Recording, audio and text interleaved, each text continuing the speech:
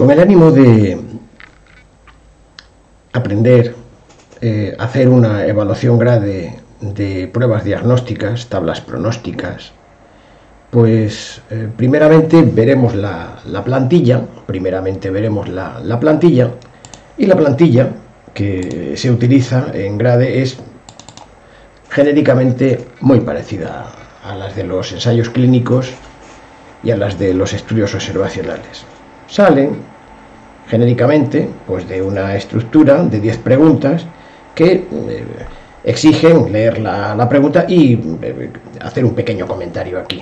Esto sigue siendo el esquema PICO y estas preguntas son desde la primera en adelante, pues lo que nos va a dar una idea de la validez y probablemente de la fuerza de la recomendación.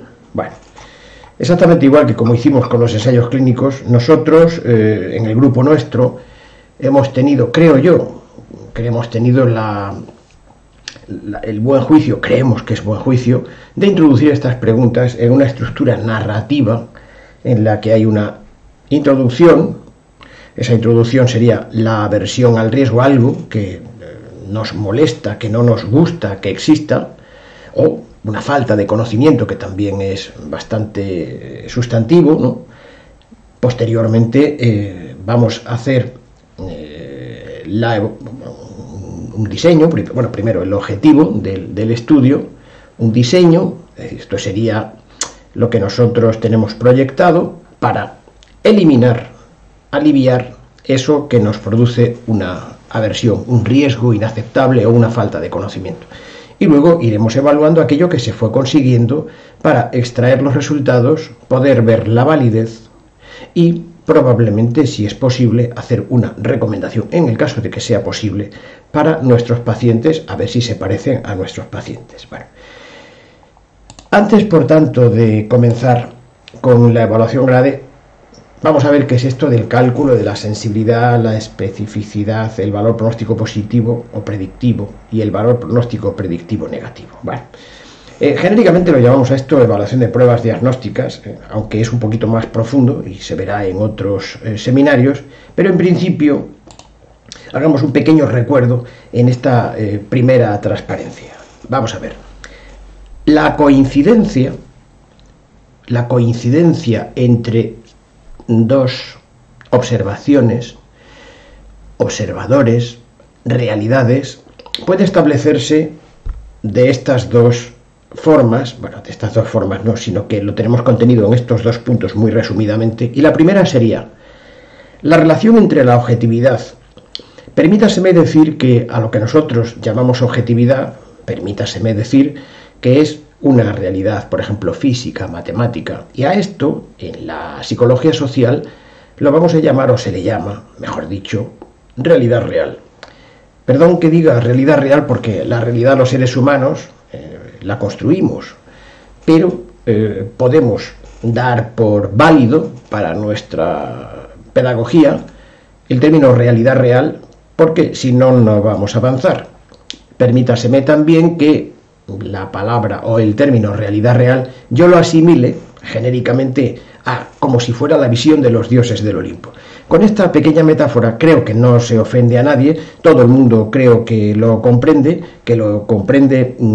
en el sentido de que los dioses del Olimpo verían en esta metáfora, en este cuento, la realidad real, valga la expresión, para que nosotros nos refiramos genéricamente a realidad real como la visión de los dioses del Olimpo, ¿no? Bien, repito.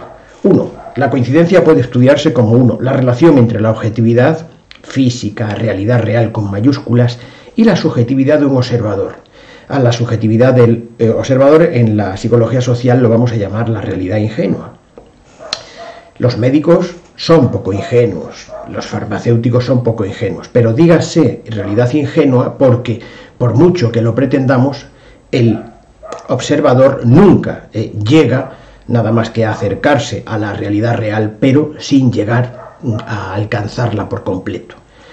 La relación entre la objetividad física o realidad real y la subjetividad de un observador, que lo llamamos realidad ingenua, y este es el ámbito que nosotros vamos a estudiar precisamente a continuación, que es el ámbito de la sensibilidad y la especificidad. Pero bueno, también la coincidencia, o sea, nos damos cuenta de que en el ejemplo anterior, en este punto anterior, hay una realidad real, es decir, algún gold estándar, algo que nosotros creemos que puede ser el punto de referencia para ver cómo nosotros, los seres humanos, los observadores, nuestras subjetividades se van acercando a la realidad real. Pero también esta coincidencia se puede dar o buscar entre la subjetividad de dos observadores, entre dos realidades ingenuas. El observador A y el observador B tienen la subjetividad A y la subjetividad B. Y este es el ámbito de lo que llamamos la concordancia, que veremos, por ejemplo, que una de las pruebas más utilizadas es el índice de concordancia kappa de Cohen, aunque hay algunos más muy parecidos. Este es el más utilizado y probablemente, no sé, pues no podría decir yo, pero quizá, si no el más, por lo menos de los más consistentes, ¿no? Pero también tenemos la conformidad con el grupo, cuando un aspirante, un residente, un médico de un staff, de pronto, bueno, pues quiere tener una conformidad con el grupo para sentirse bien y coincide con ellos a pesar de que estén completamente equivocados los del equipo. O también se puede coincidir por una obediencia a una autoridad. Una obediencia a una autoridad, nosotros, en este caso, vamos a decirlo un poquito más abajo, esta obediencia a la autoridad la solemos explicar después de ver el experimento de Stanley Milgram de obediencia a la autoridad. Vamos a ver, efectivamente, la coincidencia entre la subjetividad A y la subjetividad B puede darse por concordancia entre dos observadores que tienen que hacerlo, esta observación, de una manera independiente. Por ejemplo, dos radiólogos cuando no hay gold estándar. No digo, o sea, cuando hay gold estándar estaríamos en el ámbito anterior de sensibilidad y especificidad, pero cuando no hay gold estándar son dos subjetividades. Por ejemplo, dos psiquiatras que quieren saber en qué coinciden con rasgos de personalidad. No hay un gold estándar con eso, precisamente. Bien. También decimos que efectivamente esta coincidencia por conformidad cuando el observador nuevo se abduce por la mayoría, que son los experimentos de la conformidad con el grupo de Solomon Asch, que también los vemos en nuestro ciclo formativo, que los hace desde 1951 en adelante, y hay una dependencia, decimos que es una dependencia evolutiva. Bien. Por obediencia, cuando un observador acepta y no rechaza las órdenes las invectivas órdenes del que considera una autoridad, que es el experimento, como hemos dicho antes, de obediencia a la autoridad de Stanley Milgram del año 1962, y también hay una dependencia, que es lo que prueba Stanley Milgram, una dependencia evolutiva de la evolución del ser humano. También es cierto que queremos aclarar que la autoridad a la que se refiere Stanley Milgram y nosotros en nuestras sesiones pedagógicas no tiene un poder coercitivo directo sobre el obediente, es decir, que el que ordena, el que hace las invectivas, el que ruega, no tiene poder coercitivo directo sobre el que obedece. Si la vinculación está en función del poder coercitivo omnímodo del superior, se denomina autoritarismo coercitivo. Esto sería, por ejemplo, un jefe de servicio o en la milicia, que hay un poder coercitivo en el caso de que no se obedezca. Cuando hablamos de obediencia a la autoridad, nosotros eliminamos el poder coercitivo porque ese poder coercitivo nosotros lo denominamos más allá, sería autoritarismo coercitivo. Bien.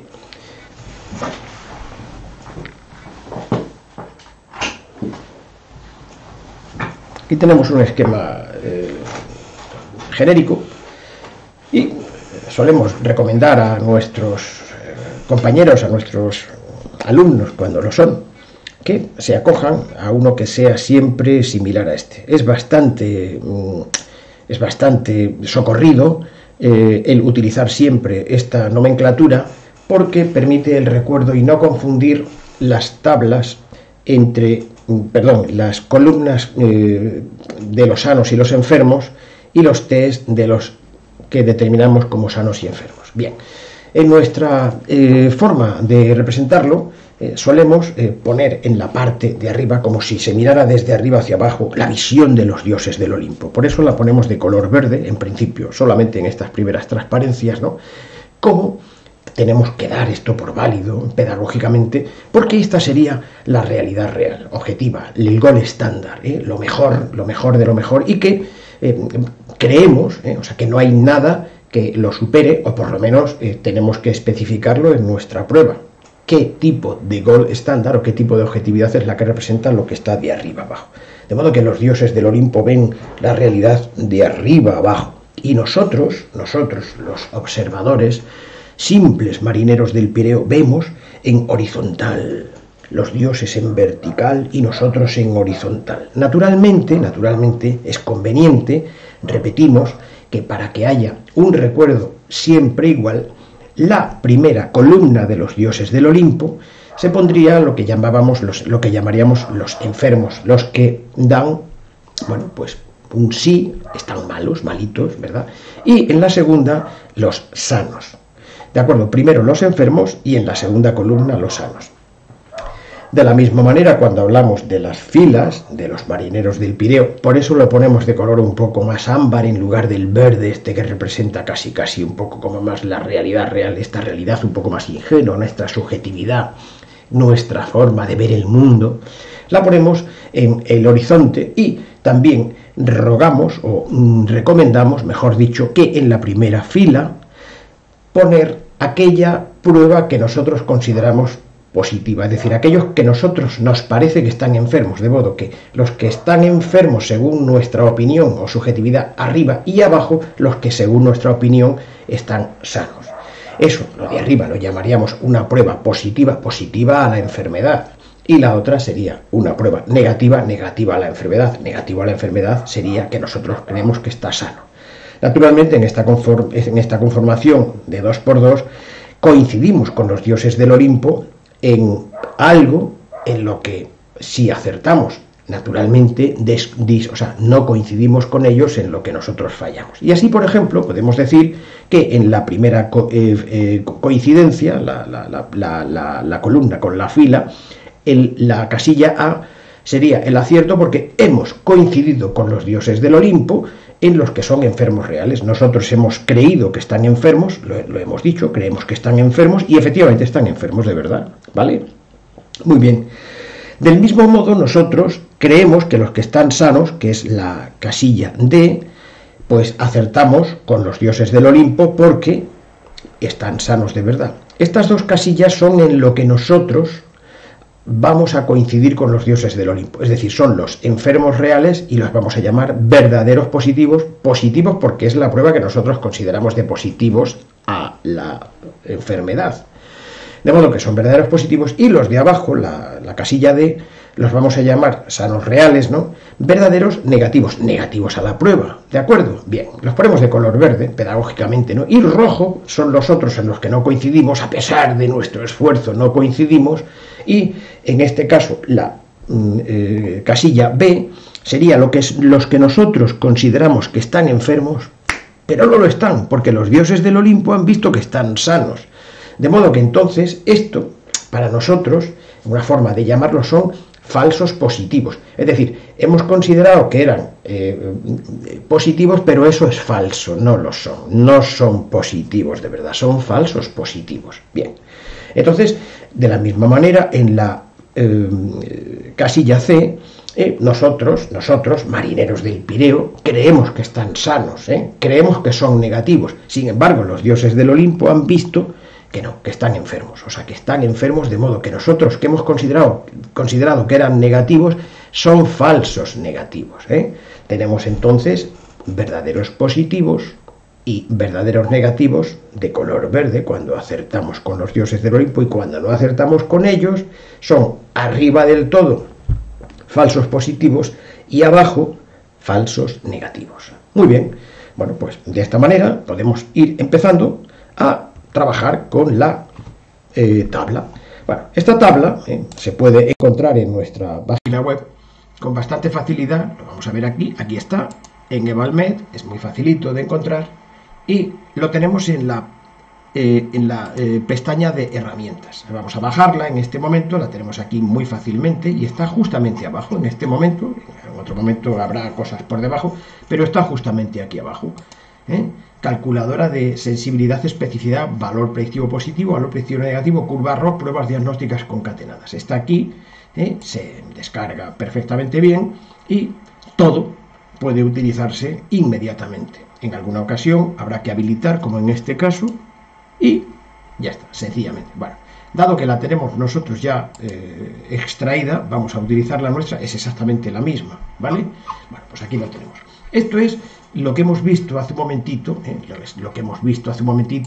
en la presentación. Vamos a hacerla un poquitín más grande para ver si somos capaces de verlo mejor. Bien, entonces, bueno, vamos a ver qué quiere decir cada cosa. Vamos a ver. Bueno, supongamos que en un centro de salud se nos plantea saber en nuestra consulta quiénes son las personas que tienen una infección urinaria. Una infección urinaria y sabemos que el gol estándar, vamos a dar esto como que es la realidad real, vamos a suponer que es así, no exactamente es, pero vamos a darlo por válido, que sería el cultivo en un laboratorio de microbiología del hospital o de un laboratorio particular, no hace falta que sea propiamente del hospital, ¿se entiende? Bien, pues para esto haría falta que si viene un paciente a nuestra consulta, pues sería en fin, un poco problemático porque tendría que traer la orina de la primera hora, tendría que haber tenido un lavado específico, o sea, para no haber contaminado con saprofitos la muestra de orina, y luego hubiéramos tenido que, lo que hace el hospital o el operario del laboratorio de microbiología, que es el cultivo, 24 o 48 horas, la identificación mediante las pruebas bioquímicas o algunas otras que no son estrictamente bioquímicas, son de color, y en alguna ocasión, bueno, pues con alguna dificultad mayor, pues tendríamos que identificar aproximadamente, bueno, primero también, perdón, se me ha olvidado, el contagio para ver si es infección o no es infección. Es una prueba que si no es que entrañe una enorme dificultad, hace falta tener pericia, hacerla muchas veces, y eso en una consulta de atención primaria sería absurdo y ridículo, no podríamos hacerlo porque dedicaríamos, o sea, toda la mañana para un solo paciente, o para dos, si reuniéramos dos pruebas. Naturalmente en primaria lo interesante sería tener pruebas diagnósticas rápidas, test rápidos, que estuvieran validados, que fueran parecidos, que tuvieran el valor lo más parecido posible al gol estándar, a este cultivo del que estamos hablando, del urocultivo, con la identificación y en algunas ocasiones incluso, como ya sabemos, las pruebas del antibiograma. Como eso es difícil, bueno, pues de pronto, bueno, pues nos ha venido un laboratorio que me voy a permitir, dado el recuerdo que tengo yo de cuando los de mi generación éramos pequeños, lo vamos a llamar el laboratorio marca Acme, como si fuera el Correcaminos y todos estos dibujos animados de la Warner Brothers, si no recuerdo mal. Bien. La marca Acme nos trae un tubito que quiere ponerle las etiquetas dentro de la ficha técnica. Esto está todavía sin autorizar por la Agencia Española de Medicamentos, y nos está pidiendo nuestro centro de salud que con un protocolo perfectamente bien hecho que pongamos la etiqueta. Bueno, entonces lo que hacemos es, bueno, pues en principio, después de hacer este protocolo, vamos a coger oportunistamente a los 1064 primeros individuos, personas, sanos o enfermos, que vienen al centro de salud, y bueno, pues les vamos a coger aquellos que vengan con la orina, o que nosotros hemos ido seleccionando oportunistamente o bien aleatoriamente, de la manera oportuna, y vamos a coger las orinas de los 1064. Se les pide que la vayan trayendo al cabo de la semana secuencialmente y que hagan, o sea, la limpieza correcta. En el momento en el que vienen a nuestro centro de salud con la orina en el tubito estéril, en el botecito estéril perfectamente cogido, pues tenemos la precaución de coger una tira de la marca Acme, ¿no? Y vamos a hacer una tinción para determinar lo que la marca Acme cree que es positivo a través de nosotros, de los marineros del Pireo, o cree que es negativo a la infección. No decimos nada, pero lo vamos apuntando y mandamos la prueba al hospital. Mandamos la prueba al laboratorio de microbiología y al cabo de 4 o 5 días tenemos los resultados de la realidad real, supongamos que esto es así, y lo vamos a confrontar con los datos que hemos obtenido nosotros como marineros del Pireo con las tiras de la marca ACME. ¿Podremos utilizar la marca ACME? Bueno, primero, antes de nada, lo que nos está pidiendo este laboratorio ACME es que le hagamos una ficha técnica, que hagamos una validación de su test para que lo puedan poner en la ficha técnica y que esas cantidades que van a poner sean la sensibilidad y la especificidad, porque se considera, no siempre es así, pero se considera que son fijas para un determinado grado de prevalencia a la enfermedad. Bien, entonces, supongamos que hemos hecho las pruebas y que el laboratorio nos dice que tienen, aquí lo vemos, que tienen la enfermedad, que son enfermos, tienen infección urinaria, 346, están aquí puestos, los tenemos en esta columna, 346 de los 1064, que es la población total completa. Simultáneamente nos dicen, lógicamente, que los sanos, los que no han tenido cultivo positivo, el cultivo es el gol estándar, son 718 y vemos que efectivamente 346 más 718 suma 1064. Bien, aquí lo tenemos, ¿no? Eso es la realidad real, lo ven los dioses de arriba abajo. Pero nosotros, marineros del Pireo, con nuestra tira ACME, estamos viendo a ver en qué coincidimos con los dioses del Olimpo. Y efectivamente, coincidimos en los enfermos en 285. Nosotros hemos creído, con nuestra prueba ACME, que enfermos, que infección, que es el test positivo a la infección, test ACME positivo a la infección, es de 297, pero hemos acertado en 285. Es decir, que hemos cometido 12 errores, y a estos es a los que llamamos falsos positivos. Verdaderos positivos, 285, pero falsos positivos, 12. Bien, de la misma manera, sabemos que el laboratorio de microbiología ha establecido que son 718 sanos y hemos acertado nosotros porque nosotros hemos creído con nuestra test ACME que estaban sanos, es decir, test ACME negativo, 767. Bueno, pues de los que están sanos de verdad, hemos acertado en 706. No está mal. Estos los llamamos verdaderos negativos. Bien, los vamos a poner de color verde. Pero hemos fallado en 61. ¿Por qué? Porque creíamos que estaban enfermos de infección, pero la realidad real, los dioses del Olimpo nos dicen, no. Esos 61 no están enfermos. Usted cree que están enfermos con la marca ACME, pero no están enfermos porque están sanos. De modo que a estos los llamaríamos falsos test negativo. Falso negativo. Bien, muy bien. Bueno, pues primera cosa para recordar.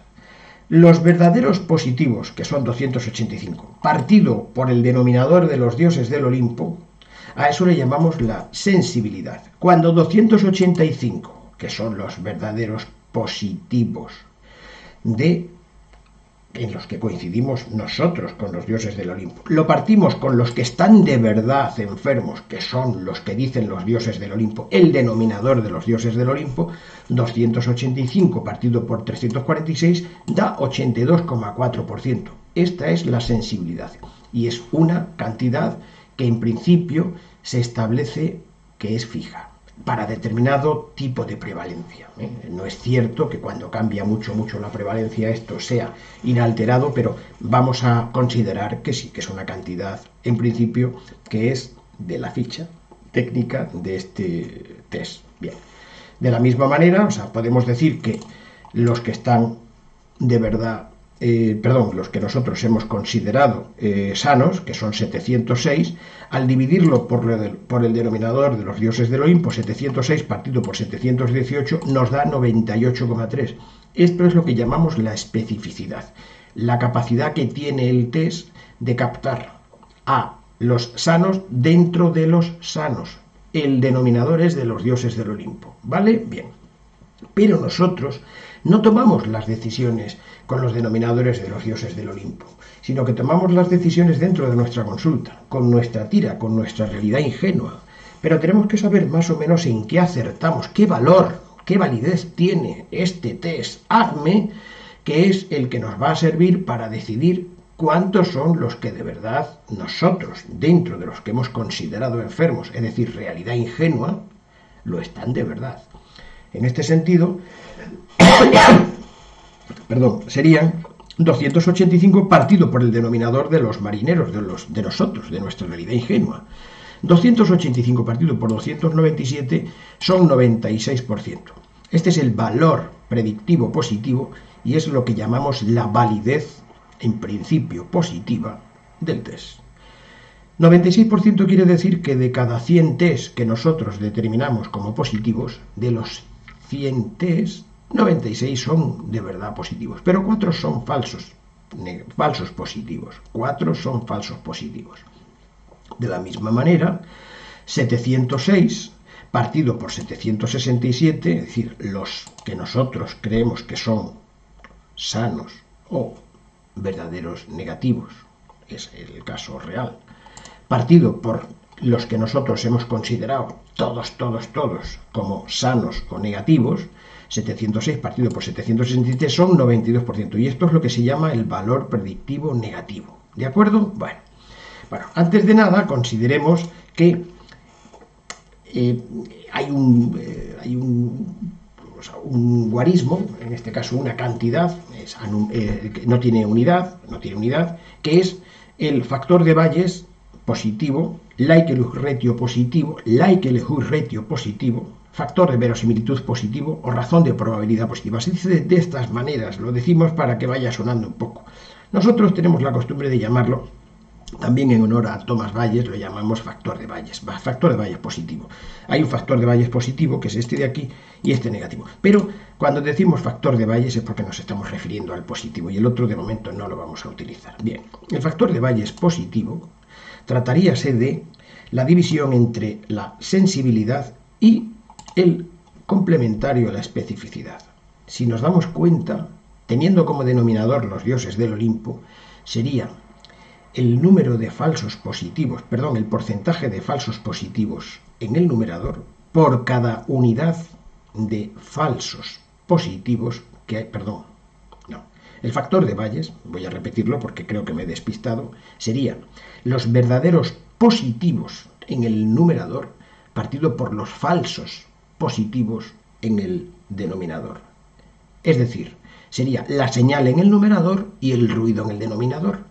Señal de verdad en el numerador y ruido, lo que no podemos evitar, que está rebozando, no podemos evitarlo, ¿no? Pero que sea lo más pequeño posible, porque por cada unidad de ruido, cuanto más señal arriba, mejor será el test, ¿eh? De acuerdo. Entonces, 49,3 es esto. 49,3 verdaderos positivos en el numerador por cada uno en el denominador que está tácito, 1, que es un falso positivo. ¿De acuerdo? Bueno, bien. Vamos a ver ahora ya, entonces, que le podemos poner a nuestro test, le podemos poner en la etiqueta, le podemos poner y podemos decir, mire, para esta prevalencia sería prevalencia del test, nosotros hemos encontrado que la sensibilidad es del 84,2% y la especificidad del 98,3%. Esto lo pondríamos en la etiqueta, lo mandaríamos con todo el ejercicio a la Agencia Española de Medicamentos y la Agencia Española de Medicamentos decide que sí, lo autorizo. Y se autoriza con esta ficha técnica con 82,4 y 98,3 perfectamente y ¡pum!, a utilizarlo, ¿vale? Bueno, pues entonces este sería nuestra hoja de cálculo en la que se pondrían en las casillas amarillas los valores de nuestra prueba, de lo que estamos investigando, para obtener la sensibilidad y la especificidad. Por ejemplo, si aquí en lugar de 285 ponemos 32,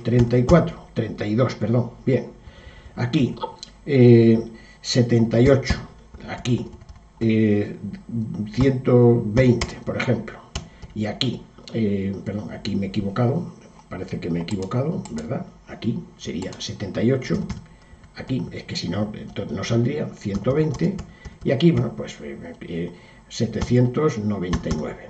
¿vale? Bueno, pues todo cambia, en este caso serían 1.229 pacientes, ¿no? Y tiene cambios porque está preparada la hoja de cálculo para introducir en las hojas amarillas, en las casillas amarillas, y aparecerá perfectamente estabilizado la sensibilidad y la especificidad, ¿vale? De acuerdo, bueno, pasamos a la siguiente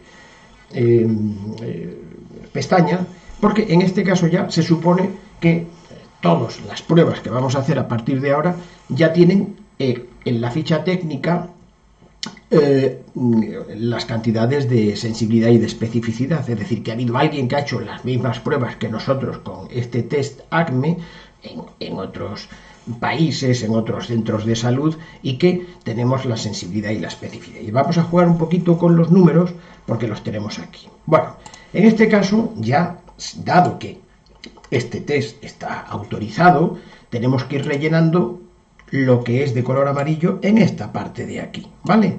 No aquí porque esto ya es fijo, estas cantidades van a ser, estas cantidades de sensibilidad y especificidad ahora lo vamos a ver, pero van a ser fijas. Bien, vamos a ver un momentito y dice así: resultados de un test de detección de cáncer de mama a 10.000 personas con una prevalencia de cáncer del 0,5. Bueno, primero, la muestra dice que son 10.000.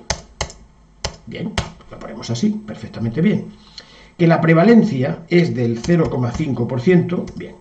Que la sensibilidad es del 98% y que la especificidad es del 98%, ¿vale? Bueno, aparece todo ya, es decir, se va rellenando todo y vamos viendo aquí los resultados en color azul. Tenemos que rellenar solamente lo que es de color amarillo. Bien. Esto, el 98% y el 98%, es porque alguien lo ha hecho en otro centro de salud y la agencia española lo ha puesto en la ficha técnica. El 0,5% deviene de que nosotros, un grupo de investigadores hace 2 años, en esta zona poblacional, sabemos que para este grupo de personas la prevalencia de cáncer de mama es del 0,5, porque si hubiera sido el 0,62, pues hubiéramos tenido, 0,62, pues no lo sé por qué, está fallando en este momento. Bien, vamos a ver por qué ha fallado. Bien, sería 0,62, pero ahora lo hacemos bien y van cambiando los valores. Los valores aparecen automáticamente aquí, pero además con los intervalos de confianza. Aquí sale si la prevalencia previa sería la de esta prueba. Naturalmente la prevalencia prueba en este caso sería 0,62 porque la hemos puesto aquí, ¿vale? La prevalencia previa, ¿no? Bien, el valor predictivo positivo, que sería la capacidad que tenemos nosotros de acertar con los dioses del Olimpo, sería en este caso vamos a ponerlo con el 0,5, porque el 0,5 era el que nosotros teníamos puesto originariamente. Bueno, pues nos damos cuenta aquí de que en este caso, pues tenemos un valor predictivo positivo de un 19%, 19,8%. Entonces, el complementario, es decir, lo que es el 80%, 80,2%, por ser más exactos, serían falsos positivos. ¿Esto qué quiere decir? Que delante de nuestra consulta, si tenemos 100 bancas, vienen 100 mujeres con una carpetilla que les han dado en el mamógrafo como mamógrafo positivo. Mamógrafo positivo no es Marineros del Pireo, es una realidad ingenua, naturalmente, ¿no? Vamos a ver en qué coinciden con la realidad real. Bueno, pues hemos de saber que de las 100 mujeres que están allí, solo serán positivas 19,8. Vamos a decir que son 20, pero 80 estarán sanas. Digo esto porque muchos clínicos, incluso reputados, todavía creen que eso lo da la sensibilidad. Equivocadamente, creen que de las 100, dado que la sensibilidad es del 98%, creen que solamente 2 son sanas y 98 enfermas. No es verdad, porque esto es una probabilidad condicionada en la que la sensibilidad se entremezcla, interacciona con la prevalencia, y de ese resultado obtenemos un 19,8% de coincidencia con los verdaderos positivos. 19,8 quiere decir que si vamos a tratar o vamos a hacer una segunda prueba, si vamos a hacer una biopsia mamaria posteriormente, vamos a dañar a 80 de cada 100, porque naturalmente hay 80 que no se van a beneficiar de la prueba, pero no tenemos más remedio. En principio tenemos que, para esto se hacen las evaluaciones grade para saber si 19,8 es una cantidad aceptable en un balance de beneficios, riesgos, inconvenientes y costes. Bien.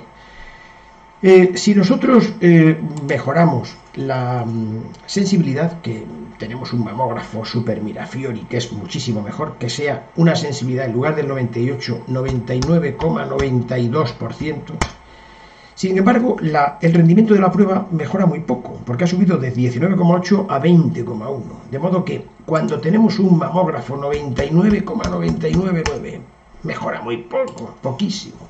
Entonces, aquí vamos a volver al 98% originario, ¿no?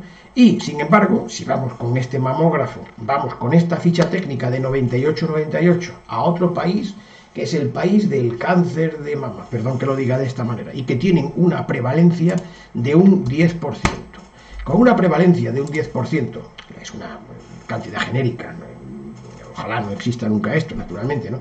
Ya tendríamos un rendimiento del 84%. Incluso aunque el mamógrafo fuera malo, que tuviera aquí un 75%, aunque fuera malo antiguo, casi de carburo, la prueba tendría un buen rendimiento. De modo que podemos asegurar que cuando la prevalencia es baja, cualquier mamógrafo, bueno o malo, dará un rendimiento escaso. Habrá muchos falsos positivos. Repetimos, cuando la prevalencia es pequeñita, cuando hay poquita prevalencia o poquita incidencia, el rendimiento será muy bajo. Tendrá muchos falsos positivos. De modo que en países o en estados o en barrios en los que haya muy poca enfermedad, habrá muchos falsos positivos. Sin embargo, si nos vamos a África, por ejemplo, por muy malo que sea el mamógrafo, si allí hay una alta prevalencia, en los sitios donde hay una alta prevalencia, da igual el mamógrafo da igual que sea bueno o malo. Hombre, si es bueno, mucho mejor todavía, pero no deberíamos gastar muchísimo porque el rendimiento es muy bueno incluso con malos aparatos. Buenos aparatos los buenos aparatos tienen muy poco rendimiento en sitios con baja prevalencia. Los buenos aparatos valen bien para las altas prevalencias, países más pobres, mucha enfermedad, pero también en esos sitios valen malos aparatos, de carburo, vamos, por decirlo de alguna manera. Vale. Bien, en este caso volvemos a la configuración inicial, que sería 0, bueno, si ponemos un 5%, naturalmente será un poquitín, perdón, aquí el 5% lo hemos puesto mal, ¿vale? 50% sería 5%, a ver si soy capaz de poner 5%, lo he conseguido, y tiene también un buen rendimiento, no tanto como el 10%, ¿por qué? Pues porque la prevalencia sube exponencialmente a medida que asciende, sube exponencialmente al interaccionar con la sensibilidad y con la especificidad. Bien, aquí tenemos el factor de Bayes, likelihood ratio positivo, factor de verosimilitud positivo, razón de probabilidad positivo, y lo que estamos viendo es que cuando los denominadores son los de los dioses del Olimpo, o sea, la realidad real de los dioses del Olimpo, cuando son esos denominadores, hay 37,5 señales, es decir, verdaderos positivos partido por cada unidad de ruido o falso positivo, ¿vale? Lo tenemos así. Bueno, vamos a continuar con este, que es un estudio que fue real, que se hizo en Canadá. Es un estudio del año 1988, el estudio de Baynes, ¿no? Y dice, si construyes una tabla para el screen del estudio canadiense de Baynes del año 1988, prevalencia 0,6, vamos a poner aquí prevalencia 0,6, 0,6%, sensibilidad 75%, especificidad 94% y el número de mujeres eran 44.718. Ahí está la referencia, se ve aquí, por si alguien quiere extraerla y nosotros se la podemos mandar en caso de que nos la pida con muchísimo gusto, ¿vale? Bien, pero lo lógico sería pedirlo a la biblioteca, porque nosotros no deberíamos enviar nada más que pequeñas cantidades de ensayos o de estudios, dado que tienen un copyright, ¿vale? Bien. Aquí tenemos el resultado que obtuvo Baynes, ¿no? Con esta configuración, el test tuvo un rendimiento de un 18,5% en cuanto a los verdaderos positivos, ¿no? O sea, es decir, el valor predictivo positivo fue de 18,5%, lo cual quiere decir que de cada 100 mujeres que trajeran una carpetilla con que son positivos, bueno, pues con mamógrafo positivo lo serían solamente 18,5 y el resto, es decir, 81,5, que es el complementario, pues estarían sanas, ¿no? Bien, la biopsia se la vamos a hacer a todos, ¿no? Bien, a todas. Si en lugar del 0,6 hubiera sido un 6%, nos damos cuenta inmediatamente que sube exponencialmente el rendimiento, ¿eh? Y no es un gran aparato, no es un gran mamógrafo, porque tiene una sensibilidad del 75%. Vamos a volver al 0,6 originario, ¿no? Y vamos a poner el aparato Super Mirafiore con un 99,99%. Si hacemos este y somos capaces de ponerlo bien, ahora vamos a ver si somos capaces de ponerlo bien, ahora sí creo que ahora está bien puesto, pues no sube mucho el rendimiento, pues de un 18, poco por ciento, no me acuerdo cuánto era ahora mismo, ¿no? Ha subido al 23. No ha subido tanto el rendimiento porque la sensibilidad no es lo determinante aquí. Es más la prevalencia y la sensibilidad, bueno que sea así, y tener en cuenta que cuando tenemos países, tenemos barrios, tenemos poblaciones con una baja prevalencia, con baja enfermedad, vamos a cometer muchos falsos positivos. Estos falsos positivos es el daño que en algunas ocasiones debemos evitar, como lo que llamamos efecto adverso por sobrediagnóstico, ¿vale? Bueno, no pasa nada, no pasa nada si lo sabemos, porque posiblemente podemos montar una prueba concatenada, como veremos más adelante, porque está aquí precisamente. Bueno, aquí vemos, yo creo que queda un poquito mejor así, vemos el rendimiento de la prueba y todo aparece aquí, ¿eh? Vamos a ver, el valor predictivo positivo tiene aquí su intervalo de confianza porque lo tenemos calculado interiormente, todo el conteo lo hemos introducido calculándolo en el interior y naturalmente se encuentra entre el 65 entre el 65 y el 83, que está aquí, ¿no? ¿Vale? Bien, el factor de Bayes es 50, es un factor de Bayes muy bueno. Que sepamos que el factor de Bayes positivo, el equilibrio ratio positivo, factor de verosimilitud positivo o razón de probabilidad positiva, es la señal en el numerador por el ruido en el denominador. Verdaderos positivos en el numerador partido por cada unidad de falso positivo, de asquerosidad, de que no nos vale para nada, ¿vale? Bueno, pues es esto, es 50 veces más fácil, o sea, más proclive ver un verdadero positivo que por cada vez que vemos un falso positivo. Bien, sería esta la forma de enlace. Un poquito más adelante pues tenemos otra. Bien, se trataría del estudio, bueno, es un estudio de un estupendo artículo muy largo, de 40 y tantas páginas, que es muy recomendable, de Gerhard Gerenzel, Geismayer, que, bueno, pues pertenece a un libro, me he equivocado con el anterior, ¿no? Pero bueno, pertenece todo al Instituto Max Planck de Desarrollo Humano, que se ocupan de los anumerismos y de enseñar a médicos y pacientes a tomar sentido por las estadísticas, o por la estadística, que es distinto a la estadística sanitaria. Bien. En este caso está hablando lo ponemos un poquitín más, está hablando de una tabla para la detección del síndrome de Down en 1000 embarazadas de 30 años. La prevalencia, bueno, serán 1000 embarazadas, vamos a poner así, 1000, ¿vale? Este es un caso genérico, ¿no? Después veremos un caso real un poco más abajo. Sería 0,15% la prevalencia, la sensibilidad sería del 80%, lo pone arriba, y la especificidad del 92%. Bueno, pues vemos que con esta prueba el rendimiento es del 1,5%. Este cariotipo es cariotipo, luego veremos un caso real más abajo, ¿no? Cada vez va mejorando esto, pero bueno, que sepamos que todas las pruebas de cariotipar el síndrome de Down tienen un rendimiento muy bajo. ¿Por qué? Pues porque la prevalencia es muy baja, a no ser que fueran edades mucho más altas en los que la prueba pues tendría naturalmente un rendimiento muchísimo mayor. Si en lugar del 0,15, vamos a poner aquí, si en lugar del 0,15 fuera el 1,5%, pues fíjense, vamos desde el 1,5% al 13,2%. Si naturalmente esto fuera un 4%, subiría exponencialmente, ¿no? Y si fuera un 25%, pues ya estaríamos teniendo un rendimiento muy superior, teniendo en cuenta que la prueba, bueno, pues no es una maravilla. Si fuera 99,9%, subiría un poquito más, pero vemos que la sensibilidad no mejora en exceso, mejora muy poco, en algunas ocasiones es infinitesimal los rendimientos de las pruebas diagnósticas. Entonces queremos llevar a la atención de todos los escuchantes, lectores, alumnos, aspirantes, ¿no?, que es la prevalencia la que tenemos que tener en cuenta y debemos meter en nuestra cabeza, que prevalencias e incidencias pequeñas nos obligarán a muchos falsos positivos. De la misma manera, con los fármacos, exactamente lo mismo.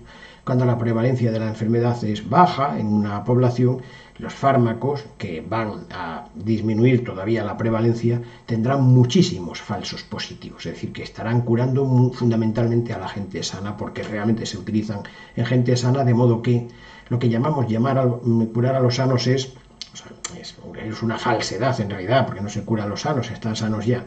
Pero sí que es cierto que estos pacientes, lo mismo que los falsos positivos de las pruebas diagnósticas, solamente están expuestos a los efectos adversos de las pruebas diagnósticas y de los tratamientos. Es decir, que esos falsos positivos son los que hay que empezar a salvar, porque estos son los iatrogénicos, los de sobrediagnóstico, y no son gratis, como vamos a ver un poquitín más abajo. Bien, aquí tenemos un factor de Bayes, likelihood ratio positivo, factor de verosimilitud positivo o razón de probabilidad positiva, de un 12,49. Ya veremos más adelante que, bueno, que 12,49 es una cantidad, bueno, pues aceptable. Por encima de 10 son buenas, son muy buenas incluso, ¿vale?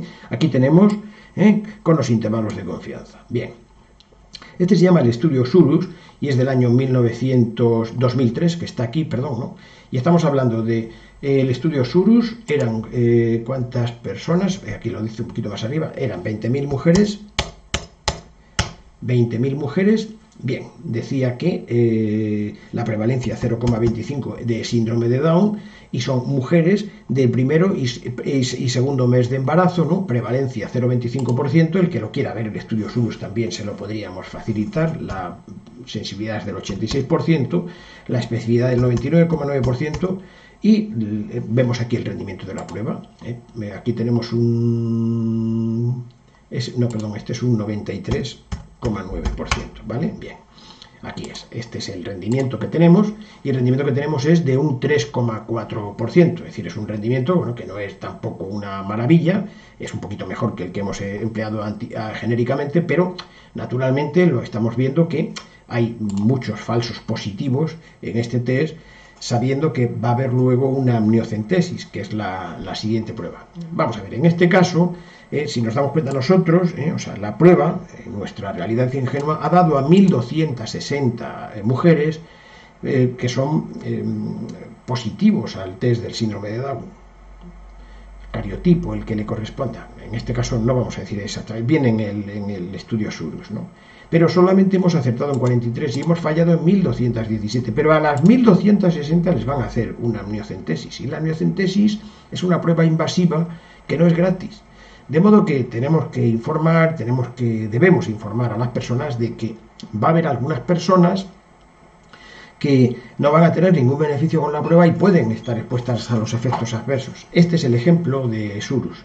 De estos 1.217 que eran falsos positivos, es decir, que no tenían síndrome de Down, sus criaturas, los fetos, pues se hizo una amniocentesis y hubo 12 fracasos, es decir, abortos o fetos sanos y no deseados, naturalmente, ¿no? Es decir, la amniocentesis no sale gratis, porque 12 de estos 1.217 pues tuvieron un final que no fue agradable. De modo que para intentar salvar a estas 41, tenemos que perjudicar a 1.217. Esto hay que empezar a decirlo, que todas las pruebas diagnósticas intentan beneficiar a algunas personas a costa de perjudicar a otras, pero también hay que informar de a quién se perjudica o que tiene un posible perjuicio, porque en realidad las pruebas diagnósticas solo son, diríamos, racionalmente válidas, o por lo menos ejecutables en el caso de que los beneficios sean muy superiores a los riesgos o daños añadidos. Pero siempre hay que decirlos, porque en España hay muy poca costumbre. En alguna ocasión, suponemos que es con buena voluntad, en alguna ocasión da la impresión de que hasta se quiere ocultar a quien se perjudica para que no se entere. Bien, bueno, vamos a ver, aquí tenemos un likelihood ratio positivo del 14,10, un factor de Bayes positivo, ¿no? Bueno, aquí nos daríamos cuenta de que si la prevalencia fuera un 2,5%, subiría exponencialmente el rendimiento, vamos a un 26%, ¿no? Pero vamos, como era el estudio Surus, era 2,5%, pues dejémoslo así. Bien, aquí tenemos el siguiente, ¿no? Este es un ejemplo, lo hemos montado nosotros, de modo que, o sea, fue muchos años, ¿eh? Este fue en la época en la que se hacía el test del VIH y naturalmente pues había un miedo en los años 80, un miedo cerval, porque había un pronóstico muy malo al principio, antes de aparecer los tratamientos que hoy tenemos para el VIH-Sida, ¿verdad? Bien, bueno, pues en aquella época el test pues era bastante bueno, vamos, de hecho tan buena como este que estamos poniendo aquí. Construyase una tabla, test de detección del VIH en 10.000 homosexuales con conducta de bajo riesgo. Conducta de bajo riesgo, podríamos decir, pues algo así como homosexuales con pareja estable, más o menos, ¿no? Es decir, que no hagamos más ejemplaridad de esto, sencillamente, bueno, pues se trataba de 10.000, al cabo de mucho tiempo de registros, ¿no? La prevalencia en personas de bajo riesgo sería 0,01, muy baja, aquí lo pone, ¿no? Y la sensibilidad estupenda, 99,9%, y la especificidad mucho mejor todavía, 99,99%. Bueno, pues este ejemplo, que trae a colación en algunas ocasiones Gigerenzer y no solamente él, bueno, pues se parece mucho a lo actual incluso. Es decir, que en personas de bajo riesgo, el test da un 50% de rendimiento en los verdaderos positivos. Es decir, de que de cada 2 que nosotros decimos que tiene el VIH, 1 no lo tiene. Pero esa información es tozuda y hay muchas veces que cuesta mucho que entre en las cabezas incluso de los clínicos, pero incluso de los clínicos que están dentro del hospital y especialistas, ahora ya cada vez menos.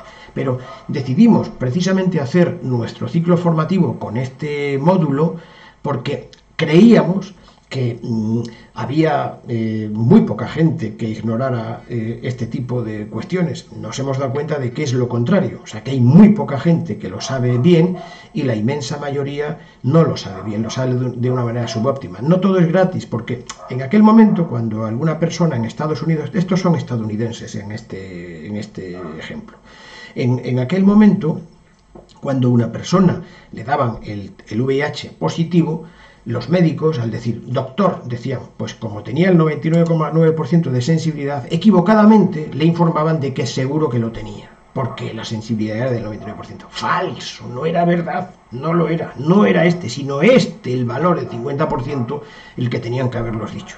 Tiene usted una probabilidad de 1 de cada 2, o tiene usted una frecuencia de 1 de cada 2 de ser positivo. Ahora tendremos que hacer otra prueba adicional.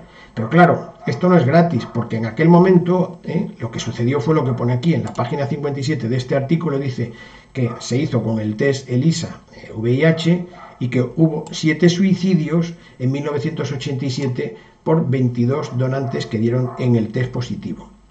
Esto no es gratis. En aquel momento el miedo era horroroso, aparte de que algunas personas sentían rechazo por las personas que tenían al lado con VIH positivo y había pues algunos problemas de tipo fáctico y moral, ¿no? Que tenían en aquel momento. Luego entonces muchísimo cuidado con esto porque realmente hay que informar el valor predictivo positivo y que sepamos que vamos a beneficiar a uno y vamos a perjudicar al otro porque el otro no se va a beneficiar y todo lo que le hagamos a partir de ahora va a ir en su contra con los efectos adversos de las pruebas diagnósticas, tanto si son invasivas en lo físico como en lo psicológico, también se invade la psique. Bien, aquí tenemos otro más que sería la incidencia de la fractura de cadera en los próximos 10 años.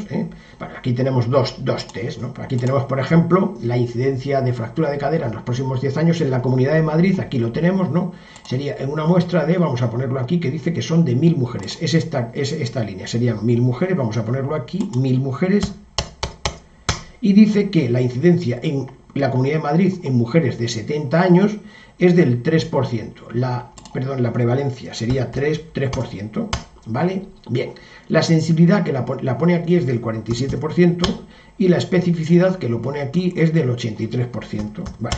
¿Qué nos está diciendo esto? Que de cada 1.000 mujeres de 70 años de la Comunidad de Madrid a los que se les hace la densitometría, de cada 1.000 mujeres, esta densitometría nosotros, o sea, esta densitometría,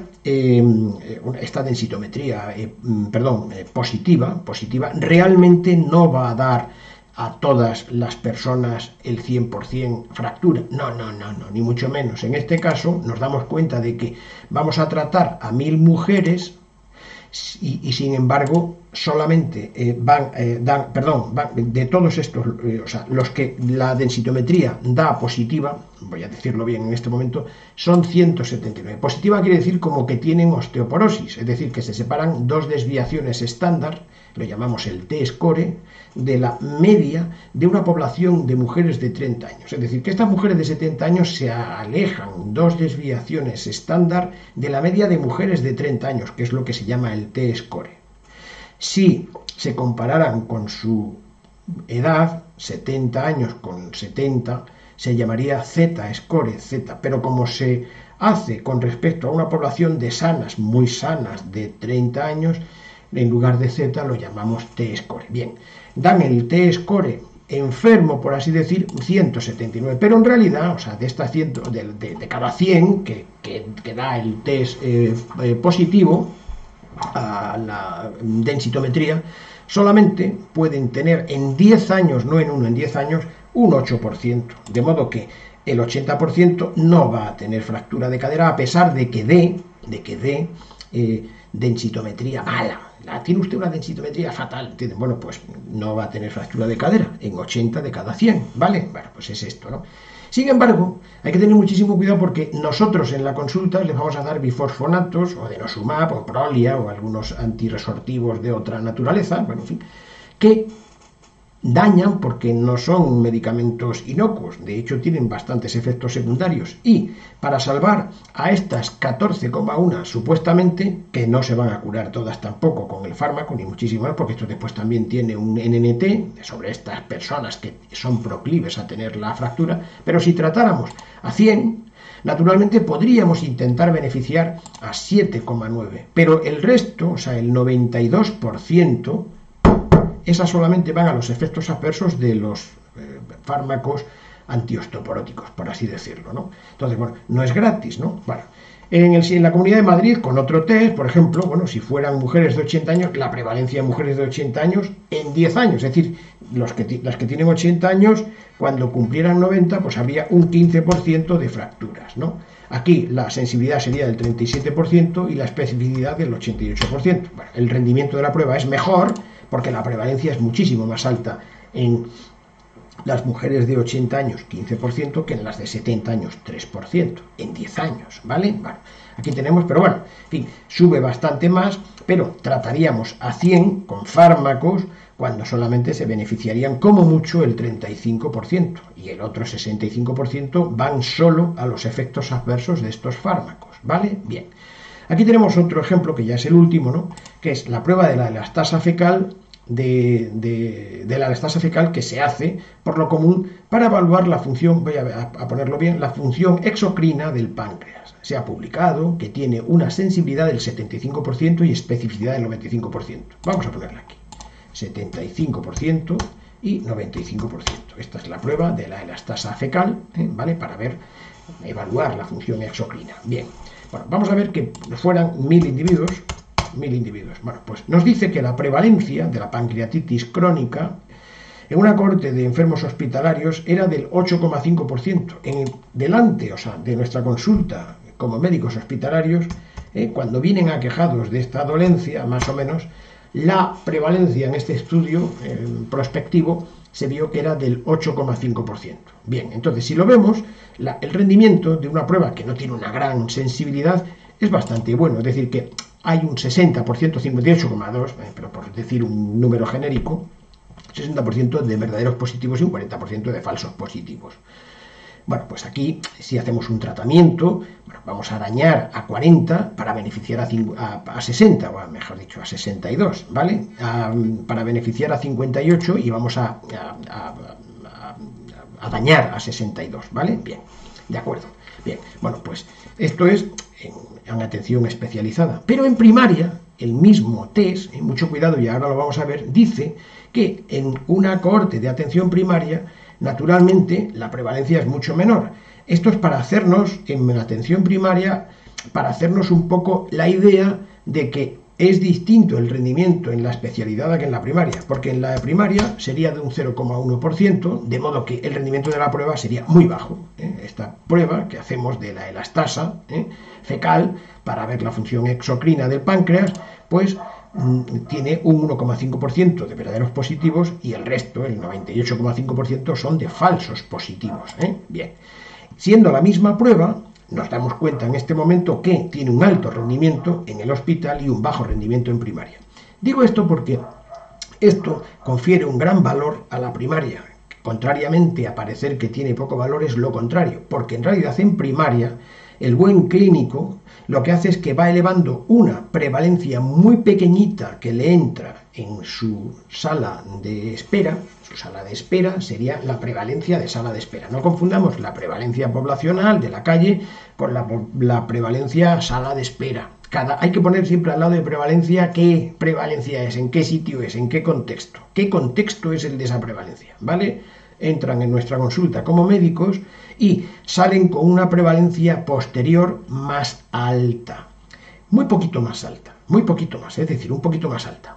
Y hay muchas veces que los médicos de primaria se insatisfacen porque suben muy poco la prevalencia desde la entrada, antes de pasar a su consulta, a la salida de la consulta. Sin embargo, es una función muy importante de la primaria, porque ya hemos visto que pequeñas elevaciones de la prevalencia dan un altísimo rendimiento ya en el hospital.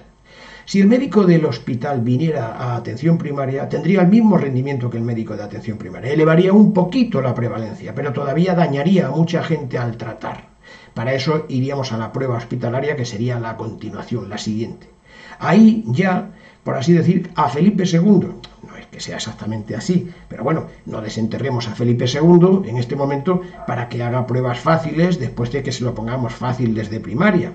De modo que la capacidad resolutiva que tiene el hospital se debe en una gran parte, cuando hay una longitudinalidad con primaria, a que el médico o la tecnología, la buena pericia bien hecha, ¿no?, basada en la evidencia que tiene el médico de primaria, que eleva la prevalencia un poquito, tal como vamos a ver luego en las pruebas concatenadas. ¿Vale? Bueno, de acuerdo. Vamos a ver un momentito qué es las curvas ROC, porque las curvas ROC se van a utilizar en algunas ocasiones y sobre todo para que sepamos interpretarlas en el caso de que lo leamos, ¿vale? Bueno, vamos a elegir una prueba, a ver cómo lo haríamos, con el intento, igual que anteriormente, de que en la atención primaria nosotros quisiéramos diagnosticar en nuestra consulta de atención primaria la anemia ferropénica. Hemos puesto aquí un ejemplo que va a salir mal, ya decimos, pero bueno, vamos a ver cómo se hace, ¿no? Va a salir mal, pero bueno, vamos a ver cómo lo haríamos, ¿no? Nosotros nos gustaría poder diagnosticar en nuestra consulta de atención primaria la anemia ferropénica. Pero la anemia ferropénica, el gol estándar, en principio, vamos a dar que esto es exactamente lo correcto. Se hace mediante una biopsia de la médula ósea.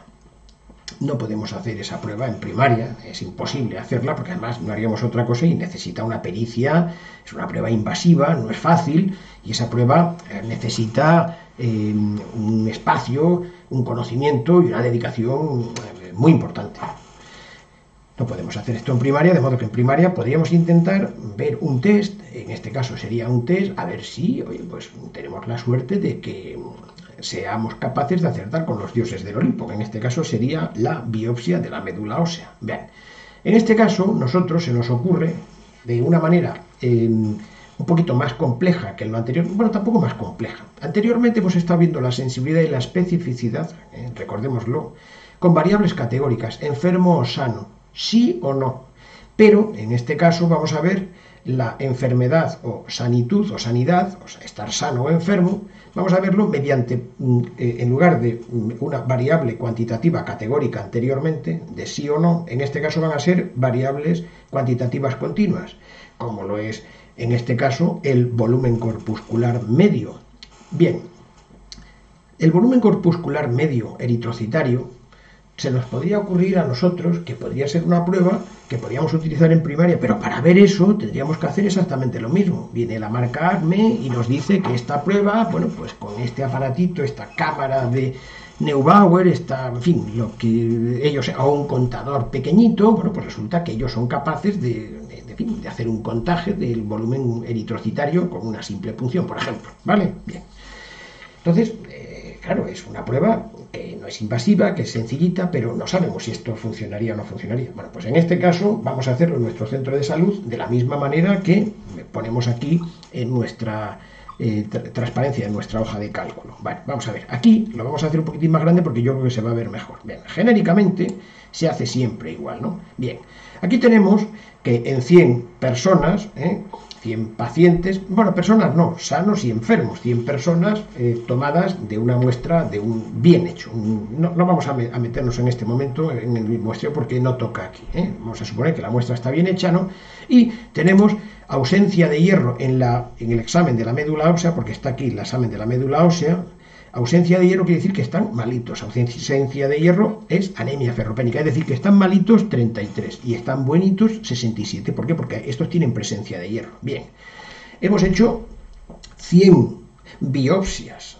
33 dan biopsia enfermos y 67 biopsia sanos. La biopsia enfermos, vamos a medir de todos ellos el volumen corpuscular medio de un hemograma normal y corriente. Bueno, normal y corriente no, bueno, es difícil hacerlo. Particularmente, o sea, yo que me correspondió hacerlo durante 2 años, no es fácil, o sea, que necesita uno una concentración, una especialización y mucho amor al prójimo, Vale, bien. Los volúmenes en femtolitros de estos 33, el primero tenía 52, los vamos ordenando, el segundo tenía 58, 62, los vamos ordenando de menos a más y hay 33 valores corpusculares medios eritrocitarios, ¿vale? Estos son los malitos y los buenitos, los que están sanitos, lo tienen desde 60 hasta 103, aquí hay 67 que van de menos a más valores eritrocitarios, ¿vale? Bueno, entonces, si bien es cierto que la sensibilidad y la especificidad de las que hemos visto anteriormente, que son variables categóricas enfermo, sano, sí, no, test positivo, test negativo, cuando como en casos como este, se trata de variables continuas, cuantitativas continuas, la sensibilidad y la especificidad depende del punto de corte, de modo que es cambiante porque depende del punto de corte. Es decir, que hay una decisión científica, que la vamos a ver ahora mismo como lo haríamos mejor, pero también moral. Moral es posteriormente porque tenemos que decidir a cuántos beneficiamos a costa de perjudicar a otros. Y debemos ser explícitos y no dejarlo implícitamente, sin explicarlo, porque no todo el mundo lo va a saber, sino que sería conveniente decir, señores, vamos a intentar beneficiar a este número a costa de perjudicar a todos estos, a estos falsos positivos, ¿vale? Vamos a continuar. Bien, bueno, pues en este momento se nos va a ocurrir en nuestro centro de salud establecer un punto de corte de 90, que está aquí, es decir, vamos a considerar artificialmente para hacer una curva, ROC, vamos a probar qué pasaría si el punto de corte fuera 90. ¿Qué quiere decir punto de corte 90? Es decir, que aquellos que tengan un volumen corpuscular eritrocitario medio de 90, 91, 92, los que sean por encima de 90, nosotros consideramos que están ausentes de enfermedad, o sea que están buenos. Es un test nuestro, test que hacemos nosotros, test de volumen corpuscular medio sano, ¿vale? Bien. Entonces lo vamos a poner en una tabla 2×2 exactamente igual que antes. Aquí siempre los que están malitos, los que están buenitos, los que nosotros consideramos con nuestro test que están malitos y debajo los que están buenitos. Siempre de esta manera, O sea, los dioses del Olimpo de arriba para abajo, marineros del Pireo en horizontal, ¿Vale? Bien. Bueno, pues entonces, siempre estos números no cambiarán porque estos son los de los dioses del Olimpo. Los dioses del Olimpo nos habían dicho que eran 33 malitos y 67 bonitos. Están aquí, se ve perfectamente. Lo que va a cambiar es el interior, ¿vale? Pero esto se va a permanecer completamente así. Efectivamente, si nos damos cuenta, si hacemos un punto de corte de 90, quiere decir que aquí, esto está mal, perdón, vamos a ponerlo, estarían buenitos, 2. y estos estarían malitos. Aquí están, 2 estarían bonitos y 31 restantes estarían malitos. Es decir, que se supone que hemos acertado en 31 con los dioses del Olimpo. En el otro se hace exactamente igual, ¿vale? Bueno, pues con esto tenemos un rendimiento que está aquí. Una sensibilidad del 94%, especificidad del 25%, valor predictivo positivo del 38% y valor predictivo negativo del 89%. No hay más que, si nos hemos equivocado, vamos a... pues pensaba yo, no, está fijado, ¿no? En este caso está fijado, de modo que, o sea, que no lo hemos hecho para que corriera, no me he dado cuenta en este momento, pero en fin. Las tablas están en las otras pestañas, no hay ningún problema, ¿vale? Bien, ahora vamos a ver, para ir corriendo un poquito más, vamos a hacerlo con 80, es decir, 80 quiere decir que el punto de corte consideramos buenitos. ¿Qué pasaría si consideráramos buenitos los que están de 80 femtolitros en adelante sanos, ¿no? Pues entonces, en este caso, si nos damos cuenta, de 80 serían 1, 2, 3, 4, 5, 6, 7, 8, 9, 10, 11, 12, 13, 14 y 15. Vamos a ver si está bien puesto. Efectivamente, 15. Hemos considerado 15. Si nos damos cuenta, vuelven a... Siempre son 33 y 67, en total 100, ¿vale? Pero ahora hemos considerado que estos estaban bonitos. Antes eran 2, ahora ya son 15, ¿vale? Pero en fin, de modo que cambian también todas las configuraciones de sensibilidad, especificidad, valor predictivo positivo y valor predictivo negativo. Van cambiando, ¿no? ¿Vale? Vamos a hacer el punto de corte en 75, manteniendo los buenitos y malitos de los dioses del Olimpo. Naturalmente, ¿me entiendes? Van cambiando la sensibilidad y la especificidad, y van cambiando cuando hacemos el punto de corte de 70, de 65, y lo vamos a poner un poquito más para acá, lo vamos a poner aquí, los tenemos aquí, de modo que punto de corte 90, 80, 75, lo vamos a poner aquí, y vamos a poner aquí el complementario de la especificidad, porque la sensibilidad la vamos a poner aquí. El complementario de la especificidad es porque vamos buscando en una curva ROC situar en el eje de ordenadas los verdaderos positivos, cuando el denominador son los dioses del Olimpo, ¿vale? Bien, o sea que estamos haciendo aquí, si nos damos cuenta, como si fuera un factor de Bayes. Realmente es una especie de factor de Bayes. Bien, bueno, lo es en realidad, ¿no? Aquí tenemos los verdaderos positivos y aquí serían los falsos positivos. Claro, los falsos positivos, ¿cuáles eran los falsos? Los falsos positivos eran el complementario de la especificidad, ¿verdad que sí? ¿Por qué? Pues porque, vamos a ver, o sea, los falsos positivos los podíamos ver, eran estos de aquí. Esta era la especificidad, esta sería 17 partido por 67. Pues el complementario sería este, naturalmente, ¿no? Porque sería 17 partido por 67, el complementario sería 50 partido por 67, ¿vale? Bueno, pues entonces, vamos a ver que aquí queremos en la curva ROC representar los verdaderos positivos por cada unidad de falsos positivos que hay aquí. Bien, de modo que los tenemos aquí. Y hacemos un diagrama de dispersión con un poquito de habilidad, ¿no? ¿Vale? Curva ROC de anemia ferropénica con varios cortes del volumen corpuscular medio frente a una biopsia de médula ósea, que es el gol estándar. Bien, vamos avanzando un poquito más, ¿no? Vamos a suponer que es un cuadrado perfecto, ¿no? Y vamos viendo que vamos uniendo los puntos, es decir, que este y este, 75-94, es este punto de aquí. El siguiente sería este, en este diagrama de dispersión, que consiste en unir el complementario de la especificidad con el de la sensibilidad, ¿vale? Bueno, pues bien, vamos a ver por qué esto tiene su aquel. Bien, si esto es un cuadrado perfecto, el área de este cuadrado vamos a considerarlo 1, como si fuera un metro cuadrado o una hectárea, pero en fin, vamos a ponerlo sin unidades. 1, ¿vale? Bien. Hemos de decir que el punto de máxima discriminación, es decir, el mejor sería, vamos a ver, el mejor sería el que tuviera en el numerador muchos verdaderos positivos verdes, partido por muy pocos falsos negativos, rojos, malos, ruido abajo en el denominador, ¿verdad? Entonces, este sería el mejor punto, porque tendría 0% de falsos positivos, y este sería el mejor punto. O sea, es decir, que nos gustaría mucho que fuera este. Entonces, el punto de máxima discriminación es el que tiene 0% de falsos positivos y 100% de verdaderos positivos. Voy a repetirlo. El punto de máxima discriminación es el que tiene 0% de falsos positivos y el 100% de verdaderos positivos. 100 sería en el numerador y 0 en el denominador. Infinito sería una prueba fantástica. No existe esto, que yo sepa, vaya. Bueno, pero en fin, si existiera, en principio yo no lo he visto, ¿vale? Bien. Entonces, vamos a ver. Todo lo que se aleje de aquí hacia abajo, naturalmente, o sea, todo lo que se vaya alejando va siendo un poquito peor. Bien.